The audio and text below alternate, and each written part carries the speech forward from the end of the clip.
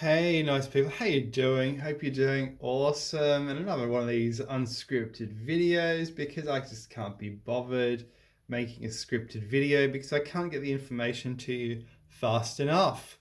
So, and I got too many things to do. A quarter acre block of lawn to mow and other things. But anyway, so what happened in the Dark Ages? Some massive catastrophe struck Western Europe. We'll talk a bit about that. It left the Eastern Empire alone, but the catastrophe wiped out the economy of Western Europe, a series of catastrophes probably, and that is why the Western Empire eventually collapsed and succumbed, and the Jutes and the Angles and the Saxons were able to invade Britain. But what we want to say in this video is that they did it with the Vandals. The Vandals too went off and helped the Saxons conquer Britain. And Ireland. The Saxons and the Vandals also conquered Ireland. And you're going to say, well, this isn't in Wikipedia, Charles. And I'm going to say, well, no, it's not in Wikipedia, but it is in the ancient history books. And it's time that we as historians and archaeologists started looking in the ancient history books instead of inventing histories of the past. So Geoffrey of Monmouth was taken to have invented his histories. And there was actually a discussion when I was a student. One of my professors said, I wonder why Geoffrey of Monmouth invented all these stories. And another one of my professors actually said, no, he actually didn't invent these stories. He was copying an older chronicle. And she was correct. He did not invent his stories. And because he said the Africans, that is the Vandals, with the Saxons conquered Britain. And it just goes to show all the history is wrong.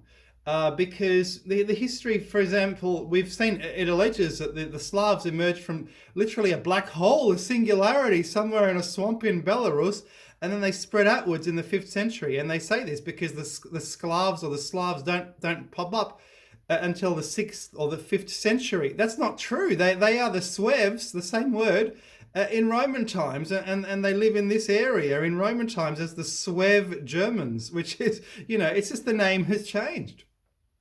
So in conventional history, the Jutes, the Angles, and the Saxons, not sure about what the Frisians did, they all helped to conquer England. It was a free-for-all, and the Britons were pushed in this direction. And Geoffrey of Monmouth actually records the reason why. He actually mentions a great catastrophe. We'll cover that. And he also says they did it with the help of the Africans. What the hell is he on about? The Jutes, by the way, were exterminated by the Normans. They lived here, so that's why I guess there's a lot of places around here: Essex, Sussex, Wessex, all based on the name Saxons, but not much about the Jutes because the Normans actually killed them off. That's a bit of unknown history.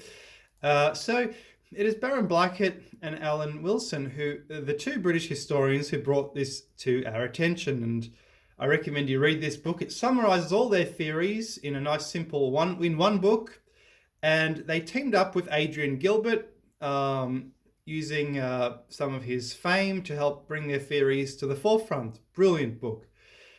And I used to follow their website in the 90s and the early 2000s. They had lots of websites.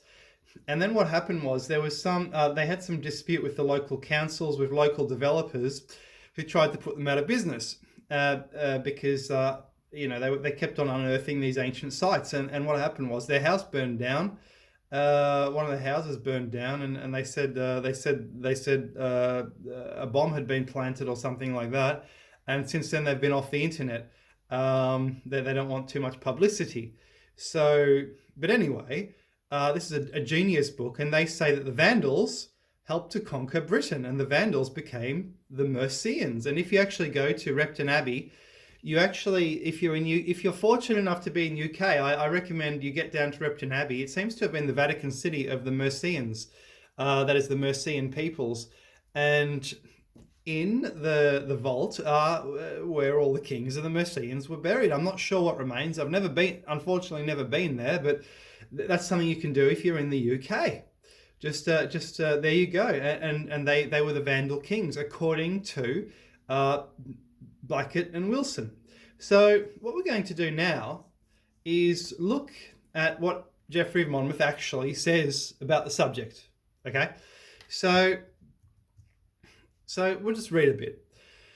And I recommend you read this chronicle. It is one of the best things you've ever read about. It's just endless wars and heroic deeds of the Britons and all their history. So it says here, the Saxons, discovering the fickle disposition of this British king called Malgo, they went to Ireland for Gormund, king of the Africans. Now this seems to be a Vandal king, because Africa was a Roman province which the Vandals conquered, who had arrived there with a very great fleet. Now, the reason he did that was he was probably fleeing the Byzantines, who were conquering the Vandal Empire, and subdued that country. So it basically says the Africans took over Ireland, that is, the Vandals. Now, this is not in the history books. From thence, after their traitorous instigation, he sailed over to Britain, which the perfidious Saxons in one part, in another the Britons by their continual wars among themselves, were wholly laying waste. Entering therefore into alliance with the Saxons, he made war upon King Careticus, and after several battles fought, drove him from the city, till he at length forced him to Circhester, and there, anything with a chester in it means castle in Latin, a castrum, and there besieged him. Here Isambard, the nephew of Louis, king of the Franks, came and made a league of amity with him, and out of respect to him renounced the Christian faith, on condition that he would assist him to gain the kingdom of Gaul from his uncle, and whom he said he was forcibly and unjustly expelled out of it. And he goes on and on. Utter devastation of the country. Caractacus was forced to flee into Wales, etc., etc. So even the Gauls were invading as well. So all this contributed to drive the Britons into Wales. And the author upbraids the Britons. And you have to wonder why he's doing this. If he's writing in the 1100s AD, why is he, after centuries of Saxon rule and domination, he's possibly a Saxon himself, why is he, or he might be in Wales, why is he criticising the Saxons with such strength? And the reason is, well, he's probably copying a much earlier chronicle in which these events were current.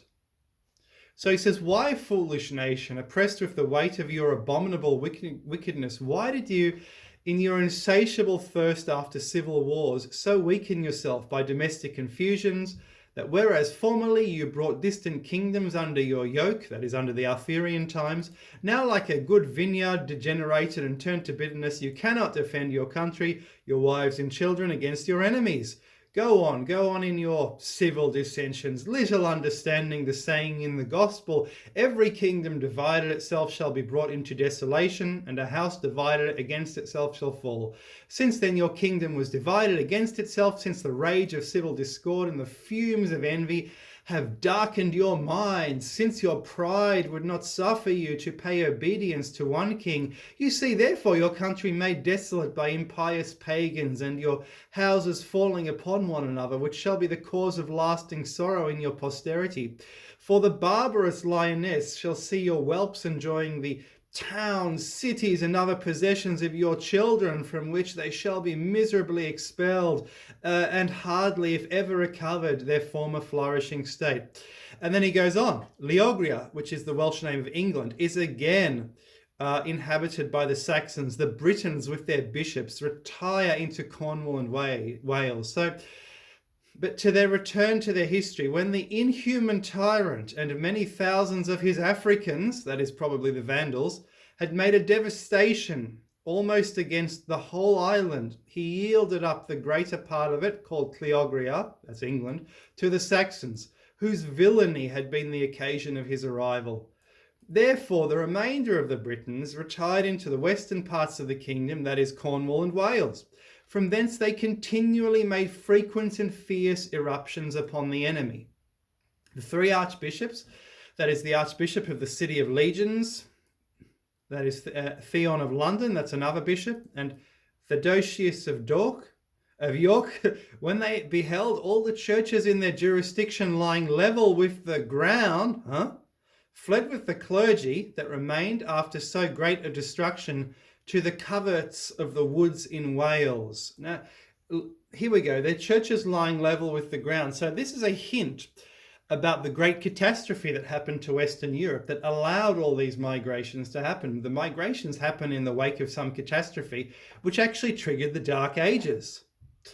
And we don't know what this catastrophe or series of catastrophes were, but Wilson and Blackett say that a comet hit Britain, and this is one reason that some Britons actually, the Amoricans or whomever, actually went to America, founding America in the Dark Ages. And they say there were because there were tribes of Indians who actually spoke something that sounded like ancient Greek, but it was possibly Welsh. The Welsh themselves actually being Trojans from Asia Minor, being pushed out by the Greeks. So they themselves went to Britain, and they themselves were pushed westward by other people who were pushed out of Europe, such as the Saxons or the Vandals, themselves pushed out of North Africa. It's one tribe pushing another all the time. But it goes on. Carrying with them the relics of saints, for fear the sacred bones of so many holy men of old might be destroyed by the barbarians if they should leave them in that imminent danger and themselves instantly suffer martyrdom. Many more went over in a great fleet into Armorican Britain, that is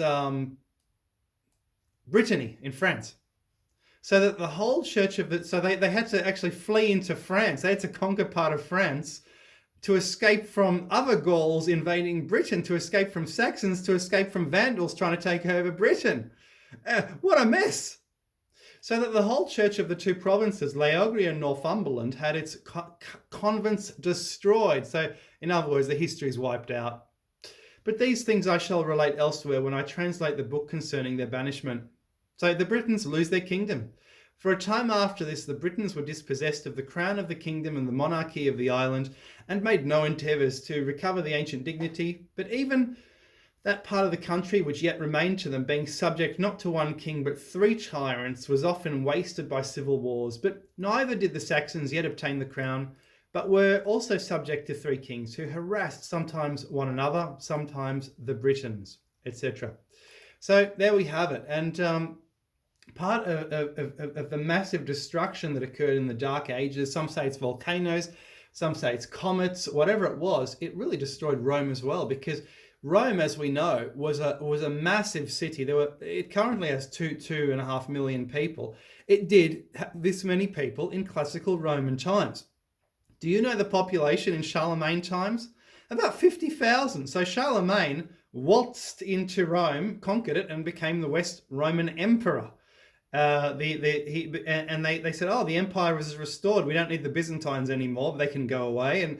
And now the Latin-speaking West Romans are the new Roman kings. And from thence, Germany, which was France, and later moved back into Germany, they started pushing east again, became the Kaisers, the Caesars, the Roman kings. This is history. It's a total mess, and that's why it's all wrong. I hope you've enjoyed this video.